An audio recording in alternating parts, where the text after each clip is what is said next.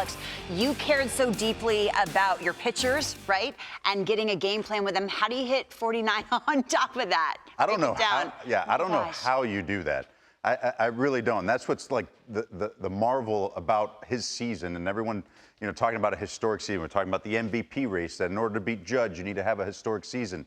Well, Cal's having a historic season, and while I was figuring out, okay, what are we going to do this morning? I get the text from Capalbo yesterday after he hit the 2 home runs. We got to do Cal Raleigh. Have to. And because we owe it to him. We owe it to him. The history portion of what he's doing is huge, and this guy's been so big for Seattle, and a big reason why they're in the mix this year. Simple move, too. Yeah, and he made some nice adjustments, and we're going to get into the adjustments, especially from the right-handed side, to see how this has basically become.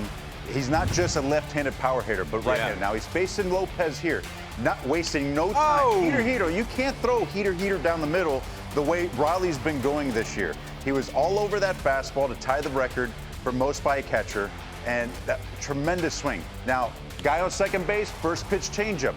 Raleigh has a plan going in. When you got a guy on second base, that guy, the pitcher's probably going to go off speed early in the count. He was ready for it, hangs it, and was ready to pounce. Breaks the record. This was a great scene in Seattle, just like giving him the love. His teammates had to push him out of the dugout. But I wanted to get into the right-handed swing here, just because he struggled a bit. Looking at the boards here from the right-handed side, look at those first few years as a right-handed hitter compared to this year as a right-handed hitter, the average. And the home runs, look, he had 20 home runs. He's got almost 20 in this year. from the right side. But 20 home runs between 21 and 24, 19 already this year from the right side. So there was some big adjustments that Cal Raleigh made right here, year to year. Last year, really struggled from the right side, had a hard time against left-handed pitching, to the point where he was almost thinking maybe I should just hit left-handed. And so I wanted to get into the swing a little bit from the right side, because he did close up a little bit like you were talking about what Pasquantino did. He did it too. Now the side angle here, though. It's gotten more athletic. More athletic, and as we keep going, let's a couple of clicks here. You're going to see, pause it. He's a tapper in place. He is in place, but here, getting into his back hip a little bit more, a little stronger. Here, a little weaker on the backside. It almost looks like here, as we keep going a little bit farther, right there, pause it. It's almost like he's hitting off of something on the right side here. Like if he's on a board, or like there's a wall there. Here, it's a little soft on the backside. Keep going, pause. Better separation between his hand and his front foot. Here he's drifting. You can see he's almost already off his backside. Here he's still on his backside in the back hip. Now let's keep going a little bit more. At contact right there. Look at the front side, hitting stiff front side. He's already off his front side, out in front, breaking the front knee.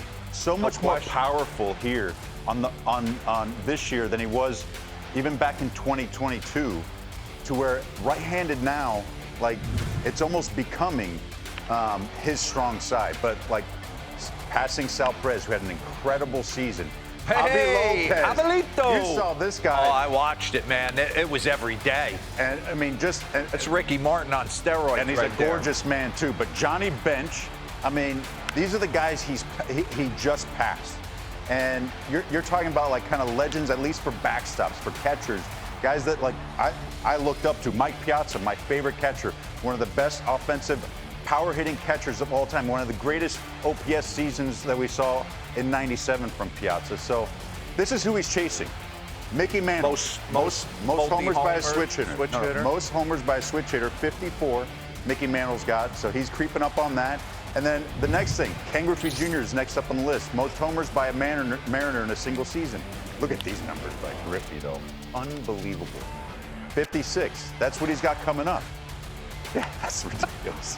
That is absolutely ridiculous. Can you imagine going to bed every night during the season? He's sleeping good. But I wanted you guys to hear this from Logan Gilbert, though. This is something that came in because this is what it's all about for me when it comes to a battery and a catcher's-pitcher relationship and what he means to the team. Let's run it. He's the type of player and person that, this is who you want it to happen to, that kind of stuff. Works harder than anybody, gets banged up more than anybody. You saw I gave him a couple today on some of those 0-2 pitches, and he doesn't say a word. He's just great player, great person. It's the kind of guy that it's really easy to root for him. Now, that to me, that's everything right there. Regardless of what's going on in the field, Cal Raleigh this whole season has been trying to push it away from him. The attention, the accolades that he's doing, he can care less about this. He would basically just throw it all away for the opportunity to play in the playoffs and win a World Series. He's unselfish. He doesn't like this attention, but obviously it's warranted because of the season he's having. But to hear that from your pitcher, yeah. And the reaction that you have from your teammates, like that says it all to me right there as far as like what this guy means in the clubhouse. What do you think? I'm rooting for it as a catcher. Like I want to see it happen.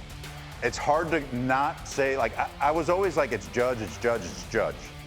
But to do what he's doing at the position, I think when you take it all in context, it's hard not to go there. They win the division, I think that would certainly help them.